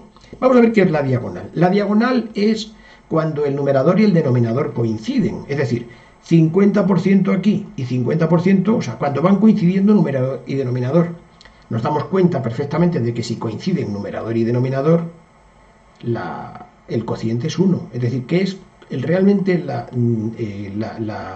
hay que ver discúlpeseme, es decir, la diagonal se llama el punto de no discriminación porque no podemos distinguir el verdadero positivo numerador con el falso positivo denominador, puesto que son iguales. Entonces, cuando se acerca la curva de unión de los puntos a la línea de no discriminación, malo, peor. Bien, en este caso nosotros tenemos una curva que hemos unido y esta curva está muy cerca del punto de no discriminación. Es una curva que no es buena. Bien. Vamos a ver, digamos, y podemos pensar sobre ello, que todo lo que está por encima, es decir, todo lo que está de aquí para arriba, todo este espacio que hay aquí, esto es lo más peor, lo más malo. Eso es lo que llamamos la conjunción de los falsos positivos y de los falsos negativos, lo más malo de todo. De modo que cuanto más pequeño sea este espacio, cuanto más arriba esté la curva, más mejor es. Bien, en efecto, en el punto de máxima discriminación, si hiciéramos la curva, la tendríamos que trazar así, permítaseme hacerlo, pum, y tendría un cuadrado perfecto. Entonces el área bajo la curva, el área sería 1 entero porque tenemos todo el cuadrado completo, sería 1. Ese sería estupendo, la mejor área bajo la curva. Tenemos una prueba perfecta, ¿vale? Nunca es así, al menos que yo sepa, y siempre, bueno, pues se va oblicuando un poquito hacia abajo, ¿vale? Bien. Entonces, por ejemplo, esta recta, esta curva, probablemente tiene, o sea, si nos damos cuenta, la mitad sería 0,5, el área bajo la curva que tiene, esto sería 0,5, esto sería de muy poco valor, naturalmente 0,5, si nos damos cuenta es el área de menos discriminación, es decir que realmente las curvas buenas son aquellas que están lo más cercano posible al 1 y lo más lejano posible al 0,5 de área, es decir, que sería todo esto por aquí, y cuanto más se acerque a la línea de no discriminación, peor. Vamos a repetirlo. Las curvas buenas son aquellas que están cerca del 1 y lejos del 0,5, porque el 0,5 es la línea de no discriminación. De modo que cuando en una área bajo la curva nosotros establecemos los puntos de corte o hacemos genéricamente el intervalo de confianza del área bajo la curva, que también tiene intervalo de confianza, en este caso podemos decir que la curva es buena si el intervalo de confianza no atraviesa el 0,5. Cuidado, el 0,5 no lo debe atravesar, es decir, que en este caso no tiene nada que ver con el riesgo relativo y el riesgo absoluto, no. En este caso es un área que no debe contener el 0,5, porque como atraviesa el 0,5, entonces podemos decir que no discrimina. No es que no sea no decimos estadísticamente significativo, sino una prueba que no es discriminativa. Iba a decir discriminatoria, pero vamos a decir discriminativa mejor, ¿no? Bueno, vamos a ver un momentito qué dice aquí. Puede observarse que la curva está bastante cerca de la diagonal, que es la línea de no discriminación. El punto máxima de máxima discriminación, volvemos a repetir, es el 100% de verdaderos positivos, con el 0% de falsos positivos. Ojalá, ¿no? Los puntos que estén por debajo de la vertical, todos los puntos que estén, cuanto más para abajo estén estos puntos, más peores. Y todos los que estén más para acá, más peores, ¿vale? Más peores. Para acá, peores. Y para abajo, peores. Es decir, que si nos damos cuenta, es arrastrar la curva hacia abajo, más peor. ¿Por qué? Pues porque realmente, o sea, todo lo que está aquí es bazofia, es falsos positivos y falsos negativos. Cuanto más pequeño sea esto, más mejor, ¿verdad que sí? Bien, de acuerdo. Decimos, el punto de máxima discriminación es el 100% de verdaderos positivos y 0% de falsos positivos. Los puntos que estén por debajo de la vertical son peores porque representan menos verdaderos positivos. De la misma forma, los puntos que están a la derecha de la horizontal, hacia acá, son peores porque representan más falsos positivos. Por ello afirmamos que todo lo que queda por encima de la curva son los fallos respecto al punto de máxima discriminación. Ya lo hemos dicho de 4 o 5 maneras, ¿no? Un simple vistazo, sin que tengamos la forma. Esto lo podíamos hacer haciendo, calculando la recta, una recta que la podemos calcular, esta curva, haciendo un cálculo matemático de las que utilizábamos en el bachiller o en primero de carrera, y calcular el área bajo la curva mediante una integración. No lo vamos a hacer porque eso hoy en día lo hacen perfectamente los programas y no es el objetivo de la pedagogía de hoy, ni muchísimo menos. Pero vamos a ver, un simple vistazo, sin necesidad de conocer el área bajo la curva, ponemos AUC porque el U sería área under curve, área bajo la curva, y tenemos la costumbre de ponerlo en algunas ocasiones en inglés, pero hay veces que lo ponemos en castellano y ponemos ABC, área bajo la curva. Cuando ponemos U es porque es la partícula en inglés que es under, ¿vale? Bien. Una simple visión, sin necesidad de conocer el área bajo la curva, nos revela que el poder diagnóstico de la anemia ferropénica a través del volumen corpuscular medio no tiene un buen poder de discriminación. Vale, bueno, no tiene un buen poder de discriminación porque en realidad los intervalos de confianza de cada uno de estos puntos muy probablemente estén, o si no tocando que posiblemente el 0,5, probablemente estarían muy cerca. Bien, o sea, tienen muy poco rendimiento porque el rendimiento es todo este trocito que hay aquí y este trocito que hay aquí es muy, muy estrecho. O sea, tendría que tener un gran espacio que estuviera muy alabeada la curva. Bien, en el caso de que estuviéramos desesperados y no pudiéramos de ninguna manera utilizar otra cosa que esta, en caso de que fuera dable, como si fuera un cuento de hadas, ¿no? El mejor punto de discriminación no es fácil porque es una decisión moral. En principio probaríamos el principio matemáticamente, que no sabemos si después moralmente, es aquel que al elevar una perpendicular desde la diagonal, el que tenga mayor distancia en perpendicular. No, bueno, puede ser en perpendicular o también bajando porque es lo mismo en perpendicular que bajando, ¿de acuerdo? Pero bueno, es en perpendicular porque es equivalente al de bajada, en la distancia que hay de aquí a aquí, que es en realidad como nosotros cuando lo hacemos con nuestras hojas de cálculo, hacemos una pequeña trigonometría y lo calculamos, pero hoy no lo vamos a enseñar porque lo tenemos en otras hojas de cálculo para que nos lo calcule a nosotros automáticamente en el caso de que tengamos necesidad de verlo. No corresponde hacerlo aquí, ¿vale? Bueno, estas serían la curva ROC y ya sabemos en qué consiste. La curva ROC hay veces que lo vamos a ver y con un intervalo de confianza ahí podemos interpretar que curvas ROC que tengan el área bajo la curva, a veces que pone estadístico Q, hay veces que lo pone, ¿no? Pues esto es buenos, pues son 0,80. ¿Por qué? Porque el área bajo la curva 0,80, estamos cerca del 1, 0,85 estupenda, 0,89 estupenda, 0,94. Cuando ya están las áreas bajo la curva por debajo de 0,60, tienen poco poder de discriminación y no son buenas pruebas. Bueno, hay veces que no tenemos otra cosa, pero saber matemáticamente cuánto es nos permite tomar mejores decisiones para los pacientes y sobre todo para informarlo en el caso de que sea necesario. Bien. El área bajo la curva. Nos permite esta forma de comprensión el hecho de que hay veces que se compara cuánto mejora el área bajo la curva.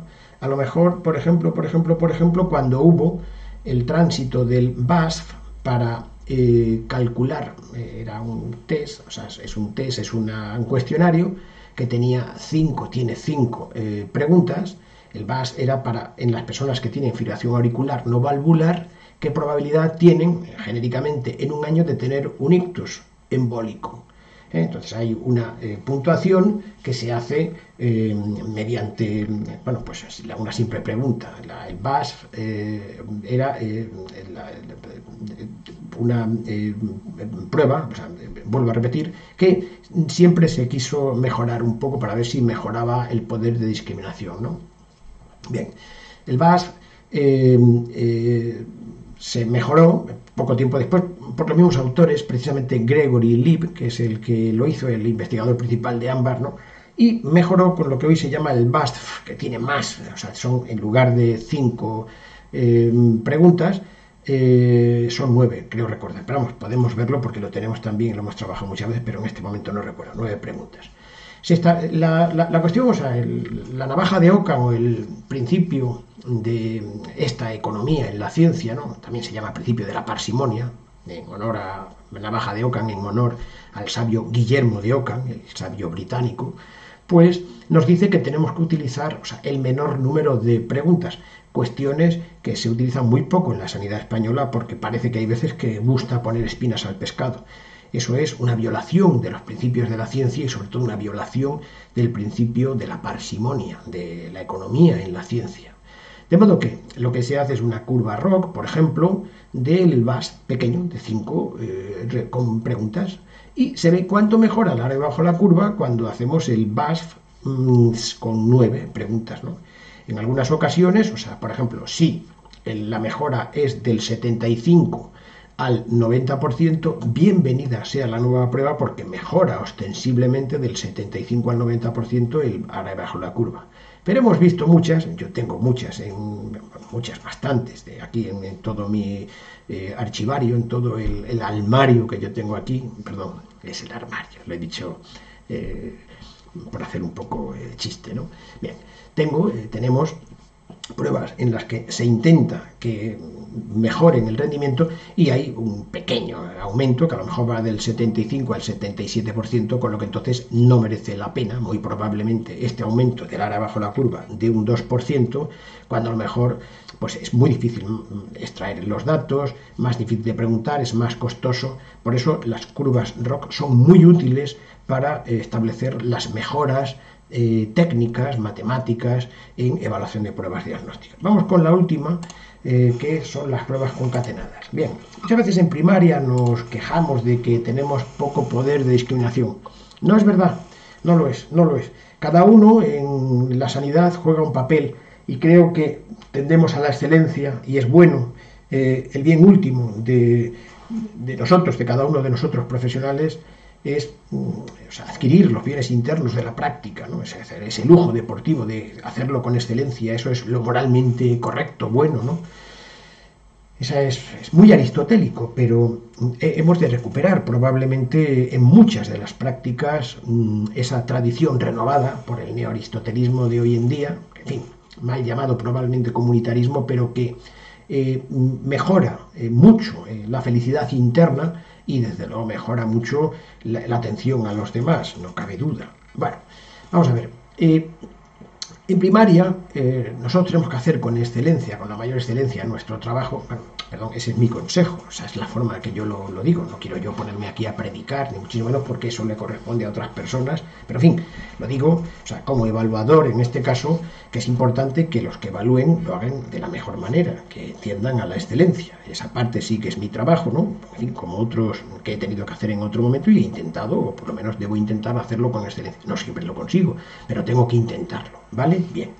Vamos a ver, entonces en primaria hay muchas veces que nos quejamos de que tenemos un poco poder discriminativo. Vuelvo a repetir que, como vamos a ver ahora mismo, hay veces que se lo dejamos, afortunadamente, que es nuestro papel, muy fácil ya al especialista de primaria. Ya el especialista de especializada, el especialista de hospital, y aunque hay gente que no le gusta que diga especialista solo a los de los hospitales, en fin, en este momento rectifico porque los de primaria también son especialistas, pero en fin, no he querido hacerlo con ninguna malicia ni maldad, ¿vale? Bueno, vamos a ver en este caso. Vamos a suponer, por ejemplo, que para no rayar a nadie, que estamos hablando de una enfermedad que vamos a llamar enfermedad E, una E de enfermedad, ¿no?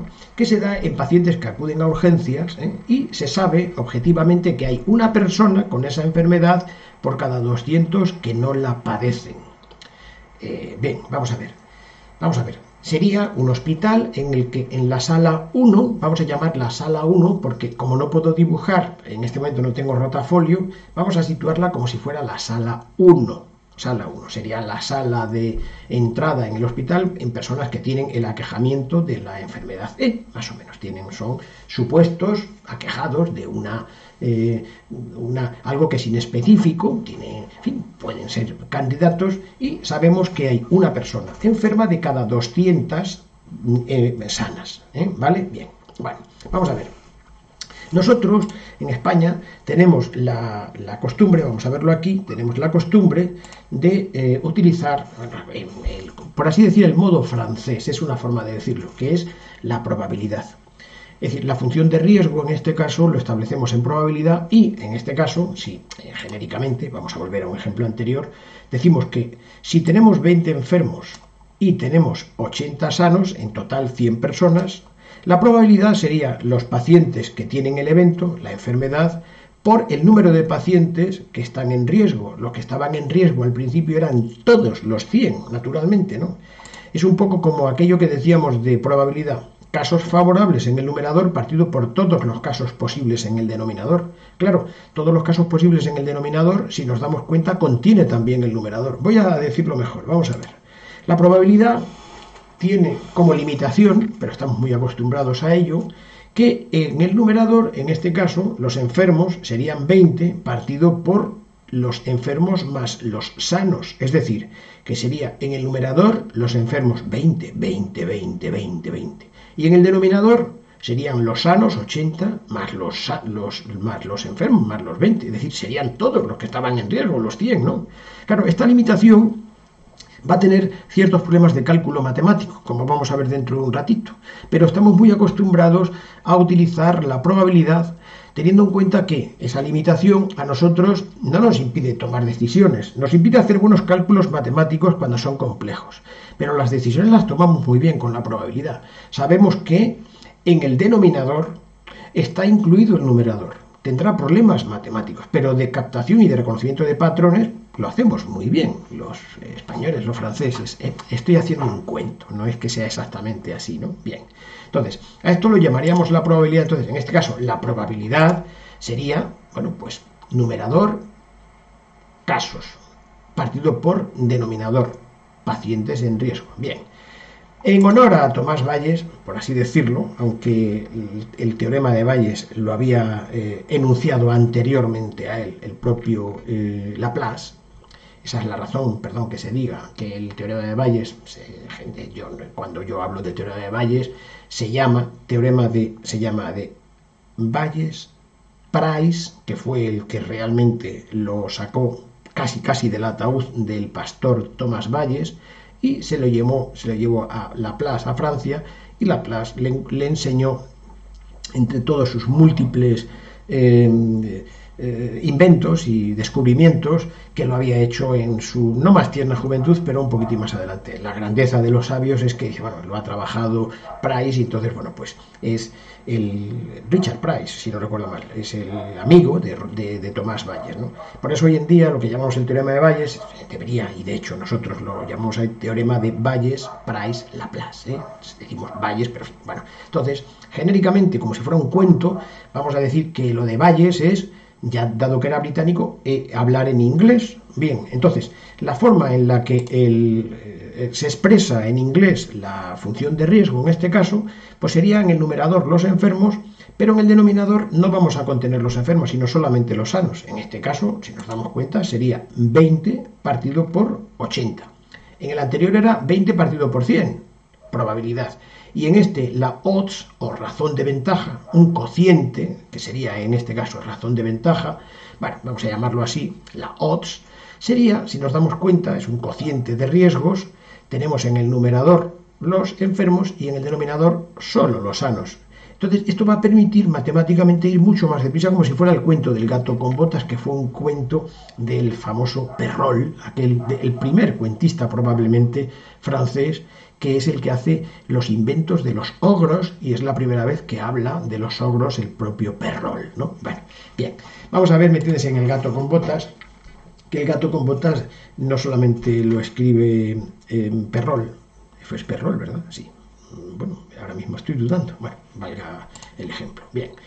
Nosotros tenemos aquí una hoja de cálculo en el que podemos transformar la odds mediante esta fórmula que tenemos aquí, muy sencillita, pero no vamos a ser ampulosos, más ampulosos ya hoy. Y en amarillo ponemos el problema que tenemos y nos va a devolver el resultado en azul. Por ejemplo, si la odds es 8, la probabilidad es 0,889. Vamos a ver que efectivamente es así, porque al ponerlo aquí al contrario, aquí ponemos la 0,089, 0,88, este mismo lo hemos trasladado aquí, vamos a ponerlo un poquitín, bueno, es el mismo, ¿vale? Porque lo hemos copiado y pegado, ¿vale? Nos devuelve exactamente la probabilidad, o sea, la odds aquí, ¿vale? Si aquí ponemos, por ejemplo, que la probabilidad es, vamos a poner, la probabilidad solamente puede ser de 0 a 1, que no sería absurdo poner por encima de 1, vamos a poner 0,86. Pues el 0,86 se convierte en una odds de 6,14 y efectivamente, si ponemos el 6,14 aquí, vamos a verlo, pues nos va a dar la misma probabilidad, O sea que es una. Entonces sería como el mismo número, este sería el mismo número que este, pero este lo diríamos en francés, en probabilidad, y este lo diríamos en razón de ventaja, en odds o cociente de riesgos, ¿vale? Bien, vamos al ejemplo. Imaginemos que tenemos una enfermedad E en la que los pacientes que acuden a urgencias se sabe que una persona enferma por cada 200 sanas. Bueno, pues vamos a calcular de momento la probabilidad. La probabilidad, vamos a llamarla en este caso, sería la prevalencia previa, sería la prevalencia en la sala 1, en la sala 1 del hospital. Prevalencia previa porque vamos a hacer un test en la consulta 1, que es la que está al lado de la sala 1 de espera, ¿vale? Vamos a ver, bien, la prevalencia previa, si nos damos cuenta, está puesto aquí, sería un enfermo en el numerador partido por todos, es decir, los 200 sanos más el enfermo, 1 partido por 201, y sería 0,498%. Sin embargo, la odds, que se parece mucho, naturalmente, en este caso sería 1 partido por 200, porque el denominador solo son 200 que son los sanos, ¿vale? Bien, sería 0,05. Bueno, al hacer nuestra tabla de 2 por 2, vamos a suponer que tenemos 100 pacientes, 100 personas, en la sala de espera 1. Y la prevalencia previa, en este caso, lo hemos dicho que es 0,498 en francés, que equivalen, porque lo podemos transformar perfectamente, como si tuviéramos una doble traducción, una traducción simultánea en inglés equivale al 0,05. Bueno, pues a esto se le llama odds previa, o sería odds previa a nuestra prueba, ¿vale? Bien, aquí está el 100, y le vamos a practicar una prueba en nuestra sala 1 de urgencias, que es 90% de sensibilidad y 80% de especificidad. Y aquí está, naturalmente. Bueno, en fin, vamos a ver, sale automáticamente porque está perfectamente activa, ¿no? Y obtenemos un valor predictivo positivo del 2,2%. Es decir, la prevalencia previa se convierte en prevalencia posterior, que también se llama valor predictivo positivo, es la prevalencia posterior, ¿vale? Bien, ¿de acuerdo? Bien, vamos a ver. Entonces, nosotros con nuestro test hemos elevado la prevalencia previa de 0,498 a 2,2%. Eso está muy bien, o sea, está muy bien. En traducción simultánea es lo mismo que la odds posterior 0,023. Este número y este número es el mismo, pero este sería en francés y este sería en inglés, más o menos, ¿vale? Bien, bien. Está claro que en nuestra sala de urgencias han pasado por nuestra consulta de urgencias, consulta 1, y van a pasar ahora a la sala 2 de urgencias, de la sala 1 a la sala 2, ¿vale? Y en la sala 2 de los 100 primeros van a pasar solo 20, porque los otros 80 les hemos dicho, váyanse ustedes a casa, ¿vale? Bien, no, váyanse de aquí, ¿no? Bien, ahora tenemos que practicar otra prueba. ¿Por qué? Pues porque estos 20 que tenemos están enfermos 2,2 de cada 100, 2,2% de cada 100, es decir, que son pocos, y podemos tratar a estos 20, estos 20 que tenemos, pero vamos a dañar a 19, porque realmente, o sea, tienen una baja cantidad de enfermedad por cada 100. En este caso es cuando se justifica la elevación, la utilización de una segunda prueba diagnóstica, ojalá la tuviéramos, ¿no? Que sea independientemente de la anterior, Un momento, vamos a ver. Las pruebas diagnósticas funcionan de una manera coordinada, es decir, lo que llamamos la, la probabilidad condicionada, siempre y cuando sean pruebas independientes, porque la probabilidad condicionada es cuando las pruebas son independientes, porque si es la misma prueba no tiene ningún sentido. Hay quien me ha dicho en algún curso, claro, le volvemos a practicar la misma prueba a los que están en la sala de urgencias 2. No, tiene que ser otra independiente de la primera, marca ACME 1 y marca ACME 2, sería, ahora vamos con la marca ACME 2, ¿no? Bien, entonces vamos a que pasen por nuestra sala de urgencias 2, por nuestra consulta, nos vamos a trasladar a la consulta 2, por donde van a pasar los 20 que les vamos a practicar la segunda prueba, y están aquí, bien, claro. Si nos damos cuenta, todos estos ya vamos a trasladar de aquí para abajo, y aquí tenemos que la prevalencia ahora en la sala 2, si nos damos cuenta, es el 2,2%, ¿vale? Y la vamos a poner, ahora nos corresponde ponerlo aquí para hacer la siguiente prueba. Bien, entonces estos 20, con una prevalencia del 2,2%, una prueba le vamos a hacer ACME 2, que tiene una sensibilidad del 70% y una especificidad del 99%, perdón, que lo había mirado mal, ¿vale? ¡Pum! Lo ponemos y ya está. Entonces, ahora mismo ya pasan a la sala 3, y en la sala 3, ahora ya todo lo que saquemos hacia allá a la sala 3 ya tiene un 61,2% de valor predictivo positivo, es decir, la prevalencia posterior, en este caso en la sala 3, es bastante buena, por no decir muy buena, porque de cada 100 que nosotros tenemos allí, naturalmente estarán enfermos 61,2, estarán sanos el 39%, ¿no?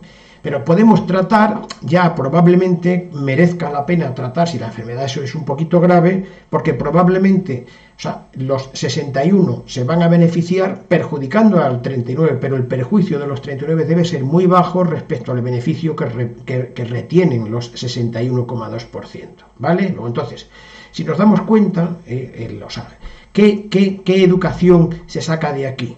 Que al elevar, como la elevación de la prevalencia siempre es exponencial, con poquito que elevemos al principio, la siguiente prueba, incluso aunque no sea una gran prueba, va elevando mucho, porque son exponenciales.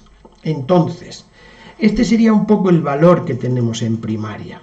El valor que tenemos en primaria es que con una pequeña elevación, que a lo mejor no es una gran calidad diagnóstica o de tratamiento, a lo mejor no lo es, al especialista se lo dejamos muy fácil, porque ya con un 2,2% Felipe II, bueno, lo estoy diciendo con cariño, naturalmente, ¿no?, para intentar ser pedagógico. Bien, vamos a ver cómo sería en inglés, porque claro, la dificultad que tiene, aunque a mí me gusta particularmente hacerlo de las dos maneras, en francés y en inglés, sobre todo porque pedagógicamente es mejor, vamos a ver, en el caso de que tuviéramos que hacerlo muy deprisa, no nos beneficiaría muchísimo hablar en inglés, es una forma de decirlo, es decir, nos beneficiaría muchísimo hacerlo en lugar de en probabilidad, hacerlo en odds o cociente de riesgos, ¿vale? Vamos a ver por qué, efectivamente, vamos a ver. Hemos dicho que aquí la prevalencia previa era 0,498 y en inglés sería este de aquí, 0,05. Este se convierte en este al pasarle toda la prueba ACME 1, esta prueba diagnóstica, la prueba ACME 1 sería esta de aquí, ¿vale? Y esta sería la ACME 2, bien. Vamos a ver qué rendimiento tenía la prueba aquí, porque vamos a ver qué factor de Bayes tenía, que esa es la virtualidad que tiene el factor de Bayes, que también, o sea, funciona de una misma manera porque es una especie de odds, bueno, es que en realidad es una odds el factor de Bayes. Tenemos los verdaderos positivos en el numerador por cada un falso negativo en el denominador. Cuando los denominadores son los de los dioses del Olimpo. Bien, entonces aquí tenemos la sensibilidad partido por el complementario de la especificidad. Vamos, ¿cuál es el complementario de la especificidad? Si la especificidad es 20, el complementario sería 20, ¿verdad? Pues sería 90 partido por 20, 90 partido por 20, 4,5, efectivamente, en efecto, 4,5 es el factor de Bayes. Bien, ¿vale? Bien. Y aquí abajo, bueno, pues el factor de Bayes sería 70 partido por el complementario de 99, 70 partido por 1, 70 partido por 1, da 70, bien, ¿vale? Luego entonces tenemos aquí factor de Bayes positivo, o likelihood ratio positivo, factor de verosimilitud positivo, razón de probabilidad positiva, 4,90 y aquí 70. Pues Alehop lo tenemos como si fuera el cuento del gato con botas. Veréis qué fácil y qué rápido se hace en este momento. Sería la odds previa multiplicado por el factor de Bayes y nos da el rendimiento de la primera. ¿Vale? Cuando este lo pasamos a la siguiente línea y lo multiplicamos por el factor de Bayes, obtenemos el rendimiento final. Más rápido sería la odds previa, esta odds previa del principio, multiplicado por el factor de Bayes y multiplicado por el factor de Bayes. Y ya está, sería multiplicar tres números, que lo haríamos muy rápidamente de rutina, para obtener el 0,05 multiplicado por 4,5 multiplicado por 70 da 1,575. Alehop, aquí lo tenemos. Y vamos a ver cómo se interpreta esto. Vamos a ver la interpretación. Vamos a interpretarlo de momento en inglés, en francés, en probabilidad, que es más fácil para nosotros, ¿no? Hemos dicho que la probabilidad era, al final, 61,2%. ¿Qué me dice esto? Expresado en forma de probabilidad, dice: tras las dos pruebas consecutivas que yo detecto como enfermo mediante el test, hay una probabilidad del 61,2% de que esté enfermo. Hay una probabilidad del 61,2% de que esté enfermo y el resto de que esté sano. Sí, el 39%. ¿Vale? Eso es lo que lo quiere decir. Bien, ahora vamos a verlo en inglés, en 1, que es lo mismo. O sea, esto y esto es lo mismo. Esto sería dicho en francés y esto dicho en inglés, pero es lo mismo. Expresado en forma de odds, o razón de ventaja, o cociente de riesgos, podemos decir que tras las dos pruebas consecutivas que yo detecto como enfermo mediante los dos test ACME, tras dos pruebas consecutivas que yo detecto como enfermo, es 1,575 veces más probable estar enfermo frente a uno de no estarlo, porque el 1,575 es el numerador partido por 1, que es el denominador. Bien. En el planteamiento, los factores de Bayes, bueno, pues un poco para saberlo mnemotécnicamente, los factores de Bayes, o razones o cociente de probabilidad, o razón de probabilidad, o likelihood ratio positivo, son buenos a partir de 10, lógicamente, porque multiplican por 10 el numerador cada unidad de ruido, un falso positivo que está en el denominador. 10, 11, 12 son muy buenos, son estupendos. Hombre, naturalmente 85 mucho mejor que 10, ¿no? Bueno, ya cuando es de 5 a 10, bueno, pues tiene produce un cambio moderado, ¿no?